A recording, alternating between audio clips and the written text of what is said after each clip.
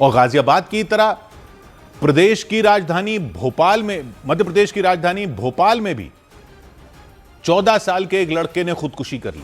उसके परिवार ने आशंका जताई कि ऑनलाइन गेम में दिए गए टास्क को पूरा करने के चक्कर में बच्चे ने अपनी जान दे दी और वो अपने कमरे में फांसी के फंदे से लटका मिला। दंग कर देने वाला मामला भोपाल के पिपलानी थाना क्षेत्र में मौजूद छत्रसाल नगर का रहा। वहां अंश साहू नाम के लड़के ने खुदकुशी कर ली, ऐसा बताया गया। पुलिस ने बताया कि उस लड़के को मोबाइल पर ऑनलाइन गेम खेलने की लत लग गई थी और इसकी वजह से उसे अक्सर डांट भी पड़ती थी। हाँ, बच्चा मोबाइल चलाता था, ज़्यादा घर में मोबाइल का यूज़ करता था। इस कारण से मदर ने उसकी डांटा था और मैं भी ये कारण हो सकता है। 14 साल का अंश 9वीं क्लास में पढ़ता था। अपने माता पिता का इकलौता बच्चा था।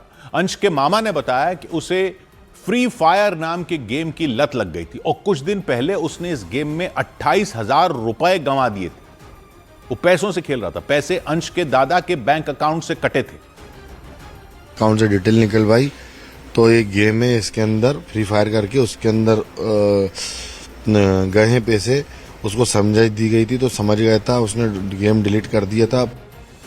लेकिन अंश के मामा के मुताबिक उसके ऊपर गेम की सनक सवार हो चुकी थी। वो हर हाल में उसे खेलना चाहता था।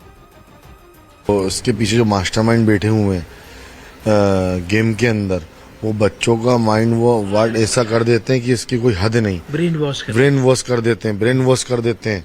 इतना खतरनाक कर देते हैं कि बच्चा कुछ भी करने को मजबूर हो जाता अगर टास्क पूरा नहीं किया हो।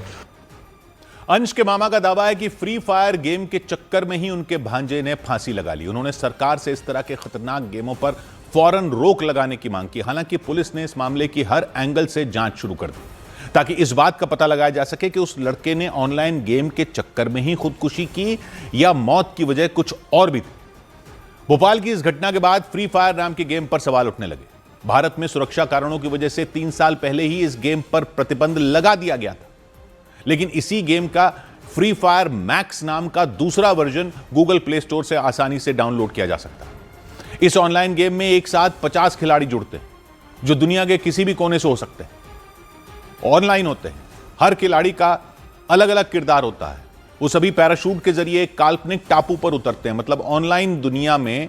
इसके बाद उन्हें एक दूसरे से लड़ना होता है और इसमें जमकर खून खराबा भी होता है क्योंकि हर किरदार को उस टापू पर छिपे हथियार और बचाव उपकरण ढूंढने होते हैं, फिर बाकी खिलाड़ियों पर वार करना होता है। यानी ठीक उसी तरह जैसे कोई सैनिक विरोधी सेना से जंग लड़ रहा। गेम में जीत उसी की होती है जो दूसरे खिलाड़ियों को खत्म कर देता है।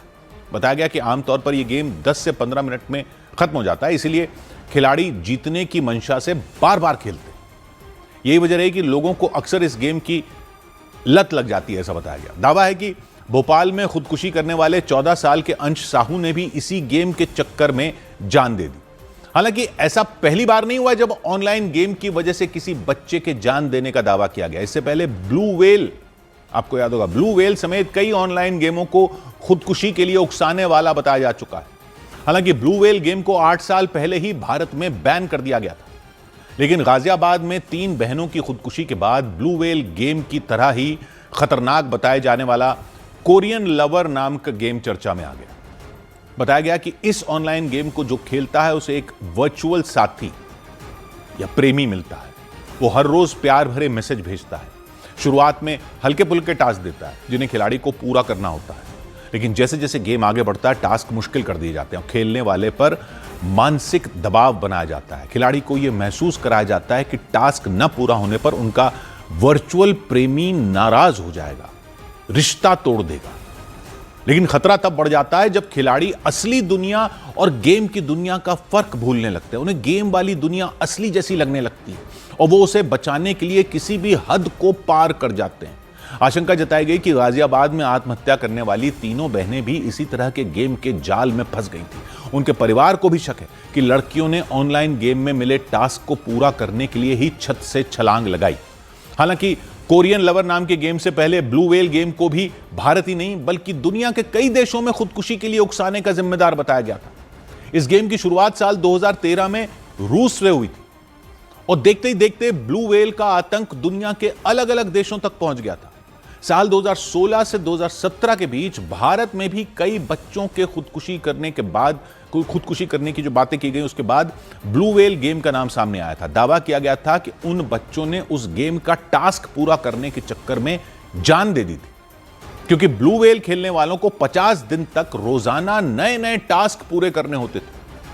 शुरुआत में छोटे मोटे टास्क दिए जाते थे, जैसे कविता या कहानी सुनाना, लेकिन हर बीतते दिन के साथ टास्क मुश्किल कर दिए जाते थे। इनमें खिलाड़ियों से बिना सोए रहने या खुद को नुकसान पहुंचाने के लिए कह दिया जाता था, जबकि इस गेम का आखिरी टास्क आत्महत्या के लिए उकसाना होता था, और इसके लिए खिलाड़ी को छत से कूदने समेत कई खतरनाक सलाहें दी जाती थी। हैरानी की बात यह कि इस गेम को जीतने के चक्कर में कई लोगों ने अपनी जान गंवा दी थी, और उनमें ज्यादातर नाबालिग शामिल थे। माना जाता है इस तरह के ऑनलाइन गेमों में खासतौर पर 18 साल से कम उम्र के बच्चों को निशाना बनाया जाता है, और फिर लत लगने के बाद उन्हें खुदकुशी के लिए उकसाया जाता है। लेकिन ये इतना धीरे धीरे होता है, इतना महीन तरीके से होता है कि बच्चों को पता भी नहीं चलता कि कब वो पूरी तरह गेम के चंगुल में फंस चुके हैं, गिरफ्त में आ चुके हैं। आमतौर पर ऐसा गेम वही बच्चे खेलते हैं जिनके पास अपना फोन होता है, ये कंप्यूटर होता है। ऐसा होने से माँ बाप के लिए बच्चों पर नजर रखना काफी मुश्किल हो जाता है।